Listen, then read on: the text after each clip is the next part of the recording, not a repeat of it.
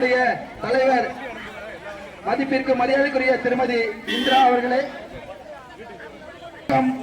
எங்களுடைய தலைவி தங்கம் அவர்களே, தமிழ்நாடு தேவேந்திர குல வேளாளர் சங்கத்தினுடைய பொதுச் செயலாளர் அண்ணன் ஹரிராம் குடும்பனார் அவர்களே, திருச்செந்தூர்பட்டியினுடைய தலைவர் செல்லப்பா அவர்களே மற்றும் ஜெனி அவர்களே, தோழமை தொண்டர்களே, அனைவருக்கும் எனது மீண்டும் ஒருமுறை நன்றியை கூறி இந்த நிகழ்விற்கு தங்களுடைய கண்டன உரையை இந்திரகுல பெண்கள் இயக்கத்தினுடைய தலைவர் திருமதி தங்கம் அவர்கள் கண்டன உரை ஆற்றுவார்கள் என கேட்டுக்கொள்கிறோம்.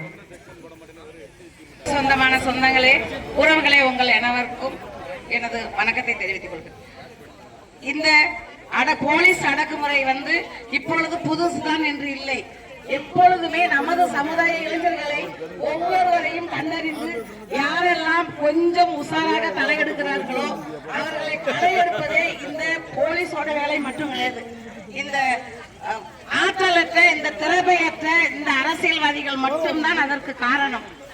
ஏனென்றால் நமது சமுதாய ஆண்கள் இளைஞர்கள் நல்ல ஒரு முறையில் வளர்ந்துவிட்டால், அவர்கள் எழுச்சியாக வளர்ந்துவிட்டால் இவர்களால் தாங்கிக் கொள்ள முடியாது.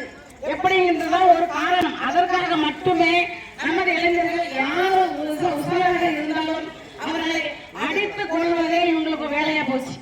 இவங்கள் அரெஸ்ட் பண்ணா கொண்டுட்டு போய் ஸ்டேஷன்ல கொண்டு போய் அடைச்சு அவங்க மேல வழக்கு பதிவு செய்யணும். ஆனால் தனி ஒரு இடத்தில் அடைத்து வைத்து ஒவ்வொருத்தரையும் அடித்து கொள்கிறார்கள். இது மாற்று சமுதாயத்தில் ஒரு இளைஞர்களை கொன்றுவிட்டால் அந்த காவலர்கள் 5 வருடம் 6 வருடம் ஆனாலும் வெளியே வர முடியாது. அவர்களை உள்ளேயே அழைத்து விடுவார்கள். ஆனால் நம் சமுதாய இளைஞர்களை கொன்றுவிட்டால் அவர்களுக்கு ஒரு எப்பேர் கூட கிடையாது.